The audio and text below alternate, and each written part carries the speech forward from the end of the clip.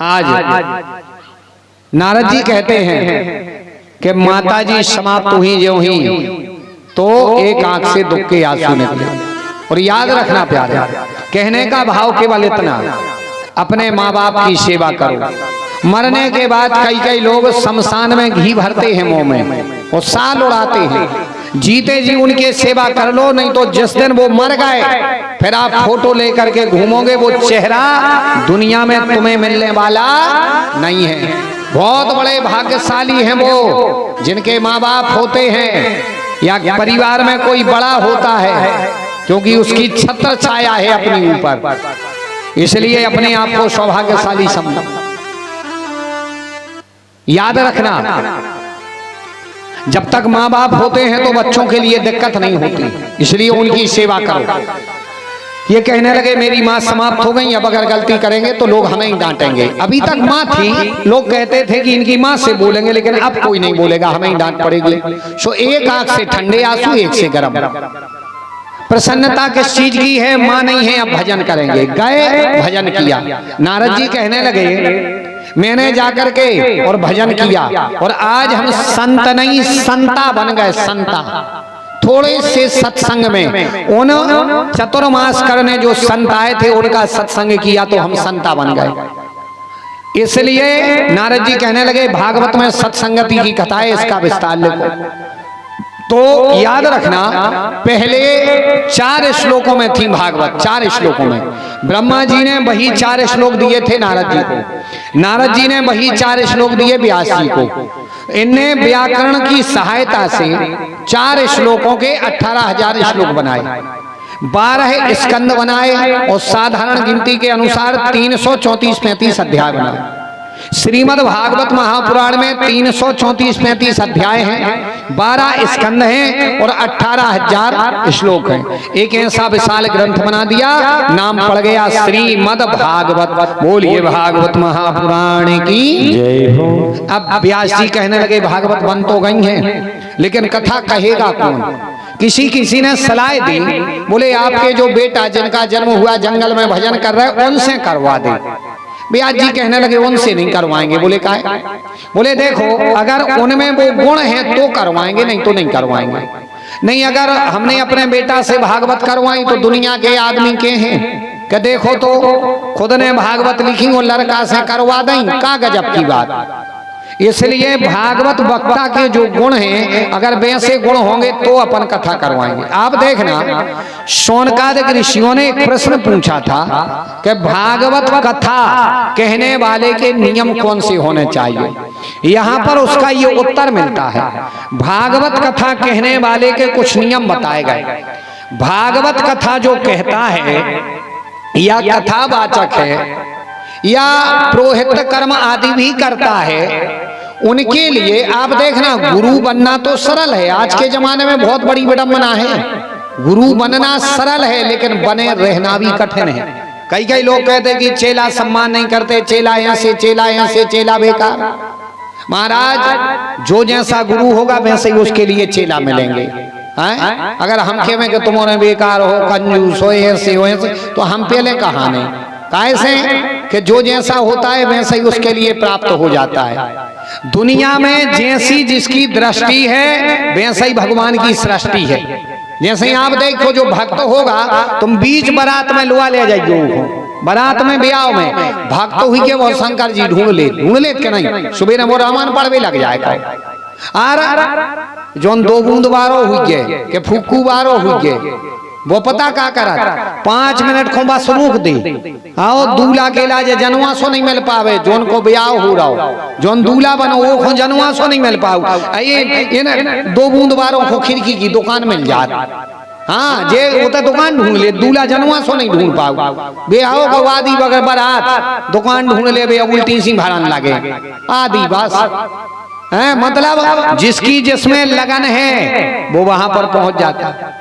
गुरु बनना भी सरल है प्यारे, बने रहना बहुत कठिन, बहुत कठिन। गुरुओं के भी कुछ नियम हैं, कथावाचकों के भी कुछ नियम हैं। नियम क्या है? बोले कथावाचक के लिए, भगवान के भक्त को, गुरु के लिए कभी भी जीवन में लोभ नहीं होना चाहिए। जो कथा का वक्ता हो उसे लोभ नहीं होना चाहिए। अगर लोभ ज्यादा होगा तो वो कथा चित्त से नहीं कर पाएगा। क्यों? क्योंकि वो 7 दिन एक ही चीज दिमाग में दौर है कि खुदा ने लिफाफा ढंग को मिल रहा हो के नहीं, भाई पूरा चित्त रहे लिफाफा में, सो कथा ढंग से करने पे। इसलिए कथावाचक को चाहिए, गुरु को चाहिए, लोभ ने भाव चाहिए। हाँ, गुरु लोभी ने होवे और चेला लालची ने होवे, फिर देखो आयोजन का क्या आनंद होता है। और कहूँ गुरु जी भाई लोभी, यार 10,000 और कैसे मिल रहा है, 5 और कैसे मिल रहा है, चेला भाइयों सो के 500 और कैसे बच रहा है, 10 और कैसे बच रहा है, तो फिर बात बिलार जा। चेला हो ऐसा जो तत्पर खड़ो रहे को गुरु जी आज्ञा करके तो देखें, हम अब ही सेवा में ठाड़े। हाँ, चेला भी ये सोने भाव चाहिए। हाँ, कंजूस। हाँ, गुरु जी ऐसे ने भाव चाहिए कि कैसे तान लाए 500 और 5 और 50 और ऐसा ही अगर मन में रहा तो गुरु चेला दोई को कल्याण नहीं होने। वो ये कही है कि लोभी गुरु लालची चेला दोई नरक में ठेला दोई फिर होता ही गदा थे। इसलिए कथावाचक को चाहिए, गुरुओं को चाहिए कि गुरु के मन में भी लोभ नहीं होना चाहिए, लोभ ही नहीं होना चाहिए गुरु। क्योंकि दुनिया को देने वाले भगवान हमारे पास हैं, तो जो को दुनिया खो दे रहा है वे अपन खो दे। जब मन में विश्वास होना चाहिए भगवान के प्रति, भगवान के प्रति विश्वास रखो, जितना देना होगा वो हमें देंगे, इसलिए लोभ नहीं। दूसरी बात, कामी नहीं होना चाहिए। कथा वक्ता में काम नहीं होना चाहिए, क्योंकि स्वयं अगर कामी होगा तो दुनिया को निष्कामी नहीं बना पाएगा, निष्कामी की कथा अच्छे से नहीं बोल पाएगा। काम भी नहीं होना चाहिए। कथा कहने वाले में क्रोध भी नहीं भाव चाहिए। अगर ज्यादा क्रोधी होगा, बात बात पर क्रोध आएगा, तो दुनिया को शांति का पाठ कैसे पढ़ाएगा। और कथा कहने वाले में मोह भी नहीं भाव चाहिए। अगर कथा वक्ता में मोह हुई है तो जहां भी जाएगा सम्मान मिलेगा, लोग खूब आदर सम्मान करेंगे, और उतई के मोह में फंस जाएगा तो आगे कथा कहने नहीं जा पाएगा। अगर ज्यादा मोह होगा परिवार में, पत्नी में, बच्चों में, घर में, अब कथा कहने को जाना बाहर, दूर दूर जाना। अब अगर पत्नी में मोह, बच्चों में मोह होगा तो वो कथा कहने दूर नहीं जा पाएगा या कथा नहीं कह पाएगा। इसलिए मोह भी नहीं भाव चाहिए। इनने मन में सोचा हमारे बेटे में ये चीजें नहीं हैं। अगर लोभ होता तो बोलता पिताजी हमें इजाजत दे दे, काम होता तो बोलते पिताजी हम ब्याह करवा दे, मोह होता तो भागते नहीं। बोले हमारे बच्चे में क्रोध है कि नहीं ये को पता नहीं है। बोले इसका पता करें तो एक कथाएं आती है कि क्रोध का पता करने के लिए सुखदेव जी को राजा जनक के यहाँ पर भेजा। बिल्कुल ध्यान देना, राजा जनक के ना काय भेजो कि इन्हें क्रोध आता है कि नहीं, क्योंकि उस समय के सबसे बड़े विद्वान 2 लोगों के लिए उस समय बहुत बड़े विद्वान माना गया। एक रावण के लिए, वो भी कम विद्वान नहीं था। शंकर जी के यहाँ रोज जाता था अभिषेक करने, ब्रह्मा जी रोज रावण को वेद पढ़ाने के लिए आते थे, कम विद्वान नहीं था। दूसरे राजा जनक इतने बड़े विद्वान कि शेषनाग से शास्त्रार्थ किया, और शेषनाग की बिटिया से ब्याह कर लाओ तो विवाह कर लिया था। कैसे, एक बार देखना, बिल्कुल एक शब्द पे ध्यान देना। शंकर जी को पार्वती जी बैठे थे, शंकर जी के खुले नेत्र, शंकर जी कहने लगे श्री राम जय जय राम, श्री राम जय जय राम। पार्वती जी कहने लगी और गाओ अच्छो लग रहा हो। शंकर जी रुक गए, बोले नहीं और गाओ अच्छो लग रहा हो। शंकर जी कहने लगे ये नहीं, भजन करने में आनंद आता है जहां भजन आनंदी हो मैं, तो वहीं चलो। बोले कहाँ? बोले शेषनाग के। शेषनाग के ना 1000 फन हैं, और हजारों फन में से रोज शेषनाग 1000 नए नाम बनाते हैं भगवान के, तो वहीं चल करके भजन करें। शंकर जी पार्वती जी गए, वहां जाकर के भजन करने लगे। अब खूब भजन किया।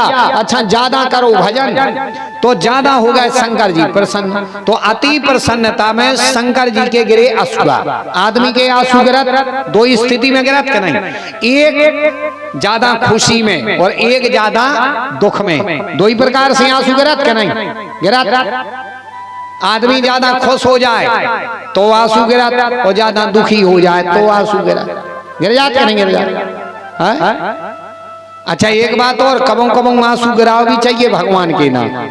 आंसू गिराए को एक फायदा भी है, शंकर जी के आंसू रुद्राक्ष भाव तो, और आंसू गिरावे से एक फायदा है, भगवान के तो गिराव चाहिए। अपन लोग कर रहे हैं उल्टो, अपन और दुनिया में रोज फिरत भगवान के ना नहीं रोग सो जी